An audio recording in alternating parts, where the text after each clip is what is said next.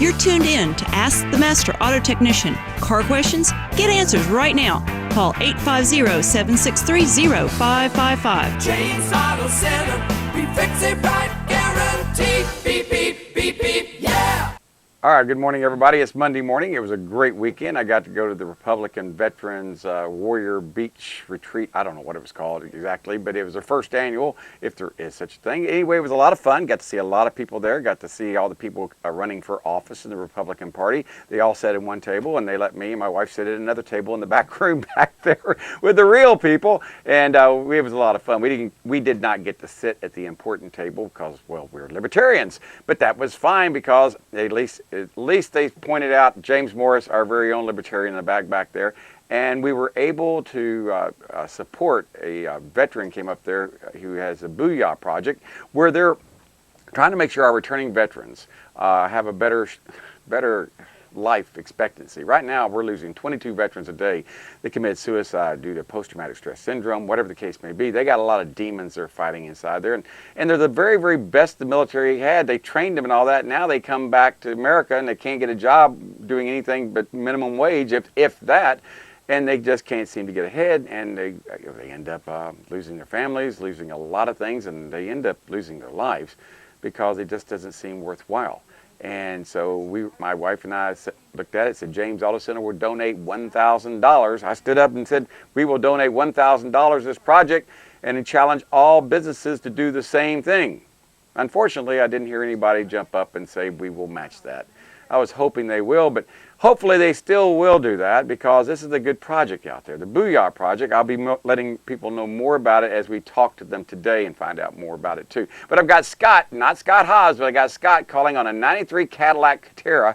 I haven't heard or talked about one of those in probably 10 years. Scott, what's your problem about your Cadillac Catera? Hello, Scott. System. What is it, sir? The anti-theft system? Yes, sir. Yes, sir. It has an anti-theft system. So it seems to be malfunctioning all the time. Okay. I replaced the computer. It's made in Germany, so yes. I had to get it special ordered through the GM part factory up in Michigan. And we put it in, and it went off again. So, and okay. it stopped. Okay, what I'm going to do, let me go over here. Tell me a little bit more. What is this car doing you don't like? You put the key in the car and you turn it to start. What happens? The alarm starts going off. The alarm starts going off. Flashing, going off, and then it won't start. Now, it's actually my brother's car. He's given it to me, so I don't have it on hand right now, so I can actually go and look at it. I'm just going through what I've seen with him. And your brother likes you. I want to make sure he likes you giving you this Cadillac 93 Catera because these can be a real pain in the butt. Like you said, they're made in Germany for Cadillac and brought over here. The 93 Catera, does yours have the key and the resistor in the key? I have to ask that. I'm going by memory here. I'm not sure. I've been trying to find out which type of system it actually has on it because I know the key, sometimes the white wire with the resistor inside the steering column becomes messed up. That's a very now, like I said, I'm trying to find information on the Catera here. I know that you say it's a 93 or 2003? It's a 93. 93. I'm making sure because I looked under 93 Cadillac and then I went down to models, the commercial chassis, DeVille, Eldorado, but they're not showing me a Catera for some strange reason. And I don't know. Then it might be an 83 then. I don't know. That's okay. Let me, like I said, let me go check because I don't remember Cateras going back to 83, but it's entirely possible. What'd you say, Anna Marie? Let me try 2000. Let me see. I don't know. I'm just guessing.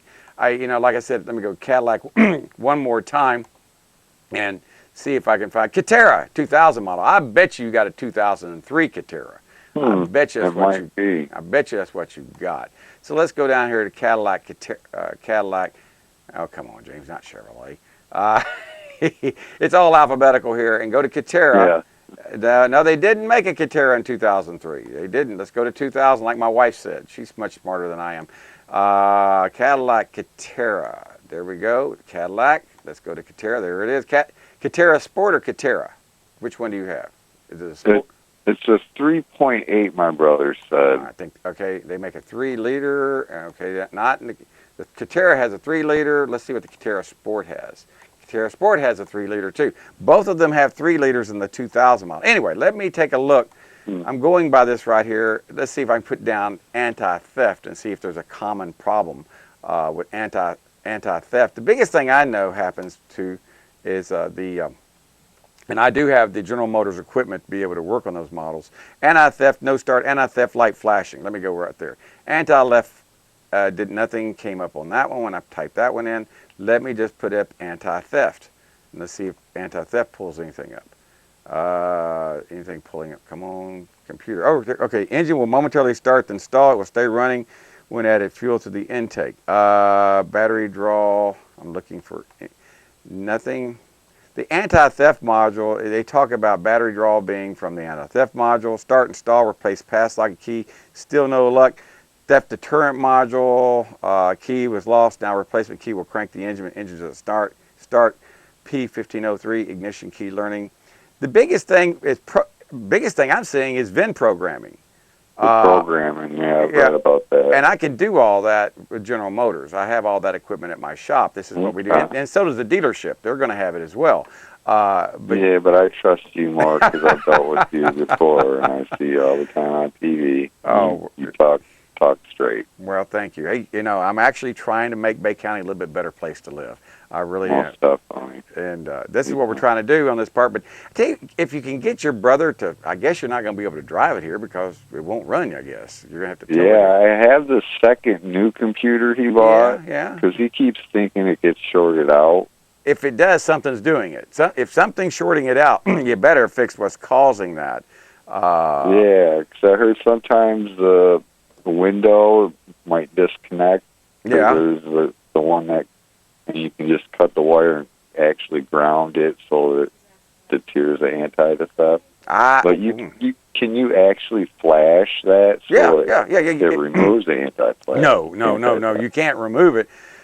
You can probably put it in. You could probably take it out of the situation by faking it out.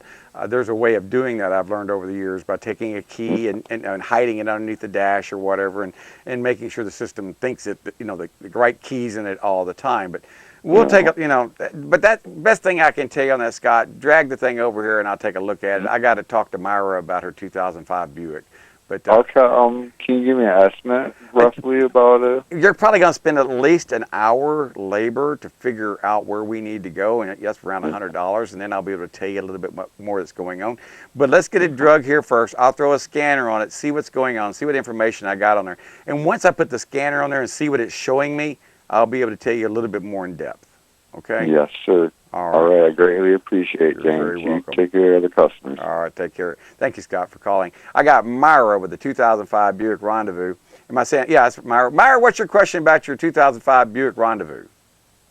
Well, I haven't had any trouble with it yet. Except my instrument panel was sticking for me at a high rate of speed. Okay. And I had it put on a scope. Mm-hmm. They didn't find anything wrong with it. Mm-hmm. They didn't take it up to a high rate, but the normal things, they didn't find anything wrong with it. Okay. I was told that once Rendezvous start going, they go fast and get rid of it. I wouldn't say that. I've had 2 of them over the years, and I've sold them to 2 people. And if you keep the maintenance up on them, they work really, really well. The biggest weak link I found on the Rendezvous is the wiring that goes from the differential goes to the body. There's a bad spot right there that gets corroded if you're from up north, but that's about the biggest weak spot I've seen on them. But now she says her tachometer went really high. It's not a tachometer or a speedometer. Oh, speedometer. Did you say your speedometer? Speedometer. Your speedometer. Right. The biggest thing, ma'am, this is common on all General Motors products from 2003 to 2005. They had problems with their instrument clusters. I mean, they really, really did. There's shops here in town that advertise, we can fix your General Motors instrument cluster cheap.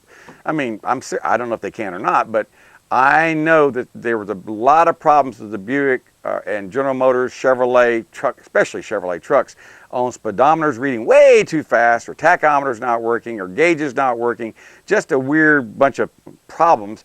And what you can do is, if you have a factory scanner, Myra, this is what I do, just taking a factory scanner and plugging it in, you can do what's called a gauge sweep, and you can actually sweep the gauges, and it'll tell, my scanner will tell if I got a problem with the gauges. If I hit that button to sweep the gauges and they don't respond like they're supposed to, I say, okay, guess what, Myra, you got a problem with your instrument cluster, you need to replace your instrument cluster. But your car is only a 12-year-old car. If you, Right. if I don't recommend people. That's a relatively a new car. If you have less than 300,000 miles on it, and the engine runs good and it performs like it's supposed to, just keep doing what you're doing, and you won't have any problem. I've seen these cars go 3, 4, 500,000 miles because people change the oil, they change the fluids, they keep the maintenance up on them. But you're going to spend over reality, Myra, and anything that's this old, you're going to spend over $1,000 a year just keeping your maintenance up. That's tires, batteries, everything that needs to be done on your vehicle. Fluid changes. If that's the average, according to the National Highway Traffic Safety Administration and according to AAA, most people spend between $1,200 to $1,500 a year just maintaining a vehicle that's more than 10 years old. And that's a hell of a lot, that's a lot cheaper than having to go buy a car. It really Well, that's what I'm looking at, too. Yeah, it's a lot cheaper. So you spend $1,200 a year. That's $100 a month. What's a car payment? Right. Yeah. I don't even have a car payment. I know you don't. So let's keep it that way. Okay. Let's keep it. Here's what I'm going to recommend. Myra, come by my shop. Call first. Let me know you're coming down. Make sure I'm here because I've been really busy lately. I'm running for this office. It kind of keeps me moving around a lot. But if you will bring it by the shop, tell us you're coming by. I'll plug in the scanner. Walk out there, hit a few buttons, and with you in the passenger seat, we'll sit there and watch what happens. And if you see something that's not right, you can see it right there in front of me. I go, yep, there's your problem right there. We need to order you an instrument cluster. I can walk in and tell you what an instrument cluster costs right then and there. Or you can... $659. They're not cheap. They're not cheap. As you found out, you're going to spend $700 for it's all said and done on an instrument. I didn't want to give you a price, but that's about right for these things. It is. They're very expensive, but because you got to remember, you've got to put one in that's got to be programmed. You just can't take one out of a junkyard and stick in there. It won't work. Your anti-theft system runs through your instrument cluster. So when you, like the gentleman that just called on the Cadillac, the anti-theft runs through the instrument cluster. It's part of it. That is actually another little processor or computer that's all tied together. Right. So it needs to be put in, it needs to be programmed to the car, make sure the mileage works, make sure the VIN number works, everything's matched to the car. It's got to be married, and then it'll work. But if it was me and my speedometer it's your speedometer that's just acting up, and if for that kind of money, I'd put me a GPS in the front on my phone and just turn it on and it'll tell me how fast I'm going. Right. That'd be a heck of a lot cheaper. If you're worried about speeding, just take your smartphone out, just go to GPS, put it on your dash, and it'll tell you how fast you're going, where you're at, and that way you won't be speeding. But, $700 is what it's probably going to cost to put you a speedometer cluster in there easily. So I'm just trying to give you an idea on that. I got to go. I'm up against a hard break there, Myra. So, if I can help you out, let me know. Thank you very much. You're welcome, ma'am. All right, everybody, give me a call, 850-763-0555. Scott Hobbs calling. Well, he should be calling next. We're going to talk about getting your home ready for winter. Believe it or not, it's right around the corner. We'll be right back. James Auto Center, we fix it right, guaranteed. Beep, beep, beep, beep, yeah.